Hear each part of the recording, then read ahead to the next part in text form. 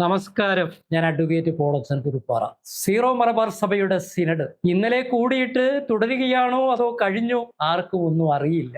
അതിന്റെ ഇടയിൽ എറണാകുളം അങ്കമാലിയിലെ ഈ അതിരൂപതക്കാരായ 5 ബിഷപ്പുമാരുടെ ഡിസെൻഡിങ് നോട്ട്, വിയോജനക്കുറിപ്പ് പുറത്തു വന്നിരിക്കും. ഏകീകൃത കുർബാനക്രമം നടപ്പിലാക്കാൻ ഒപ്പിട്ട് സർക്കുലർ ഇറക്കിയ, ഇപ്പോഴും ഏകീകൃത കുർബാന അർപ്പിക്കുന്ന മെത്രാന്മാരാണ് ഈ 5 പേര്. ഇവർ എറണാകുളം അങ്കമാലി അതിരൂപതയിൽ ജനിച്ചവരാണ്. ഇവരിങ്ങനെ ഒരു വിയോജനക്കുറിപ്പ് പബ്ലിഷ് ചെയ്തിരിക്കുന്നു. അത് സിനഡിന് കൊടുത്തു എന്ന് പറഞ്ഞിരിക്കുന്നു. അതിൽ ഇവരുടെ കയ്യൊപ്പൊന്നും കാണുന്നില്ല.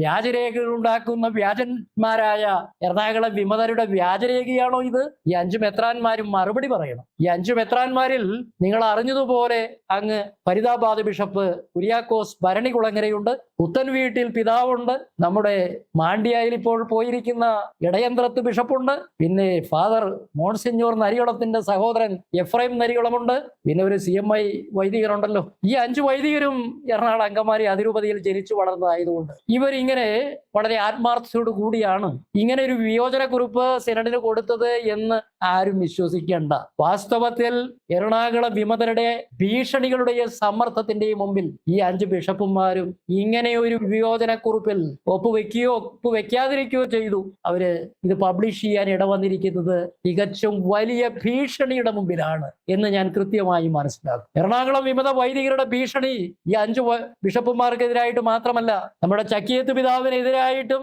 ഇവരുടെ വരുതിയിൽ നിൽക്കാത്തത് കൊണ്ട് ചക്കിയത്ത് പിതാവ് വലിയ ഭീഷണിക്ക് വിധേയനായിരുന്നു. ഏതാണ്ട് 6-7 മാസം മുമ്പ് അത് സംബന്ധിച്ച് ചക്കിയത്ത് പിതാവിനെയും മുണ്ടാടനച്ചനെയും താരതമ്യം ചെയ്തുകൊണ്ട് ഞാനൊരു വീഡിയോ ഇട്ടിരുന്നു. അതിൽ ഞാൻ പറഞ്ഞിരുന്നു, ചക്കിയത്ത് പിതാവിനെ ഭീഷണിപ്പെടുത്തരുത്, അദ്ദേഹം മുണ്ടാടനെ പോലെ തവിട് തിന്ന് വളർന്ന ആളല്ല, അന്തസ്സുള്ള കുടുംബത്തിൽ വാക്കിന് വ്യവസ്ഥയോടുകൂടി ജീവിക്കുന്ന ആളാണ് എന്ന്. അദ്ദേഹം ഇതിനകത്ത് ഒപ്പിട്ടിട്ടില്ല. ഈ ഒപ്പിട്ടിരിക്കുന്ന ആളുകളൊക്കെ അവരുടേതായ പല രീതിയിലുള്ള പശ്ചാത്തലങ്ങൾ ഉള്ളവരാണ്. ഇടയന്ത്രത്തും കുര്യാക്കോസ് ഭരണികുളങ്ങരയും ഒക്കെ വളരെ മോശമായ പശ്ചാത്തലം, ആരോപണങ്ങൾക്ക് വിധേയരും. അതുകൊണ്ടാണ് അവരെ വിരട്ടി വിമതന്മാർക്ക് വേണ്ടി, എറണാകുളം വിമതർക്ക് വേണ്ടി സംസാരിക്കാൻ ഒരുക്കിയത്. പുത്തൻവീട്ടിൽ പിതാവ് ഒരു സാധു ബിഷപ്പാണ്. അപ്പൊ ഈ 5 പേരെയും അവർ വിമതരുടെ കഠിനമായ ഭീഷണികളുടെയും സമ്മർദ്ദത്തിന്റെയും മുമ്പിൽ, അതല്ലെങ്കിൽ എറണാകുളം അതിരൂപതയിലേക്ക് നിങ്ങളെ കടത്തില്ല, നിങ്ങൾ ജനിച്ച നാട്ടിലേക്ക് ഞങ്ങൾ കടക്കാൻ അനുവദിക്കില്ല, ഇവിടെ സഭാതലവനും ആർച്ച് ബിഷപ്പ് അപ്പസ്തോലിക് അഡ്മിനിസ്ട്രേറ്റർക്കും പള്ളികളിൽ പ്രവേശിക്കാൻ കഴിയുന്നില്ല, പിന്നെയാണോ ഈ 5 മെത്രാന്മാർക്ക് ഇവിടുത്തെ പള്ളികളിൽ പ്രവേശനം നിഷേധിക്കും? ഇങ്ങനെയുള്ള ഭീഷണികളുടെ മുമ്പിൽ ഇവർ ഇങ്ങനെ ഒരു ഡിസെൻഡിങ് നോട്ട് കൊടുക്കാൻ നിർബന്ധിതരായതാണ്. അതുകൊണ്ട് നാളെ ചില സഭാപക്ഷത്ത് നിൽക്കുന്ന സംഘടനകൾ ഈ 5 മെത്രാന്മാരുടെയും പേരിൽ മഹറോൻ ശിക്ഷ കൊടുക്കണമെന്ന് ആവശ്യപ്പെട്ടുകൊണ്ട് സമരത്തിന് ഇറങ്ങാൻ പോകുന്നുണ്ട്. ഇവരെ മഹറോൻ ശിക്ഷയൊന്നും കൊടുക്കണ്ട. ഈ സാധുക്കള് അവര് ജീവനിൽ ഭയമുള്ളത് കൊണ്ടാണ് ഇങ്ങനെ ഒരു ഡിസെൻഡിങ് നോട്ട് കൊടുക്കുന്നത്. അവരെ സിനഡിനോടൊരു വഞ്ചന കാണിച്ചതുകൊണ്ട് അവരെ സിനഡിൽ നിന്ന് തൽക്കാലം ഒന്ന് സസ്പെൻഡ് ചെയ്താൽ നന്നായിരുന്നു. ഇവിടെ എന്തിനും ഏതിനും മഹറോൻ ശിക്ഷ. എന്തിനാണ് ഈ വൈദികർക്കായാലും മഹറോൻ ശിക്ഷ കൊടുക്കുക?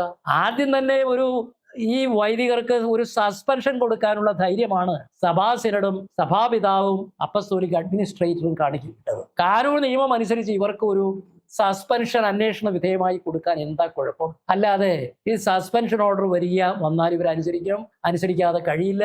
ഒരു കോടതിയും ഇവർക്ക് ആ സസ്പെൻഷൻ ഒന്നും ഒരു സ്റ്റേയും അനുവദിക്കാൻ പോകുന്നില്ല. പക്ഷേ ഈ വിമതരുടെ ഭീഷണിക്ക് വഴങ്ങി കഴിഞ്ഞ 9-ാം തീയതി സഭാതലവനും അപ്പസ്തോലിക് അഡ്മിനിസ്ട്രേറ്ററും കൂടി പുറപ്പെടുവിച്ച ആ കൽപ്പന പിൻവലിക്കുകയാണെങ്കിൽ, ഇവർക്ക് ഇളവുകൾ കൊടുത്തുകൊണ്ടുള്ള ഒരു ഉത്തരവ് ഉണ്ടാകുകയാണെങ്കിൽ അത് മറ്റൊരു വലിയ ദുരന്തത്തിലേക്ക് നയിക്കും. കാരണം ഇന്ന് എല്ലാ കോടതികളിലും ജയിച്ചു നിൽക്കുന്ന കേസ് ആ കേസിന് പ്രസക്തിയില്ലാതായി തീരും. അതുകൊണ്ടാണ് ഇവിടെ സമവായത്തിന് വേണ്ടിയിട്ട് ഈ 5 മെത്രാന്മാരെയും കരുവാക്കിക്കൊണ്ട് ഇത്ര വലിയ ഭീഷണികളൊക്കെ വിമതപക്ഷം മുഴക്കിക്കൊണ്ടിരിക്കുന്നു. ഒരു തരത്തിലും സിനഡ് കുർബാന അർപ്പിക്കാത്ത വൈദികരെ ജൂലൈ 3-ാം തീയതിക്ക് ശേഷം സസ്പെൻഡ് ചെയ്താൽ ഇവിടെ ഒരു ആകാശം ഇടിഞ്ഞു വീഴാൻ പോകുന്നില്ല.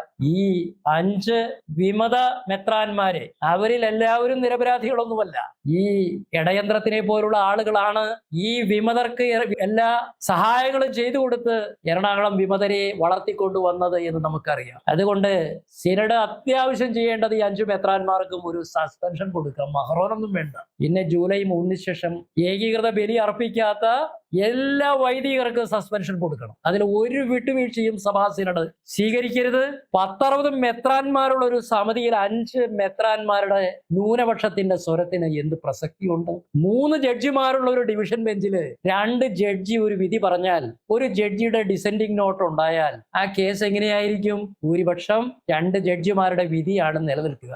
അങ്ങനെയാണല്ലോ നമ്മുടെ ഈ അനധികൃതമായ ഫ്ളാറ്റുകളൊക്കെ കൊച്ചിയിൽ പൊളിച്ചു കളഞ്ഞത്.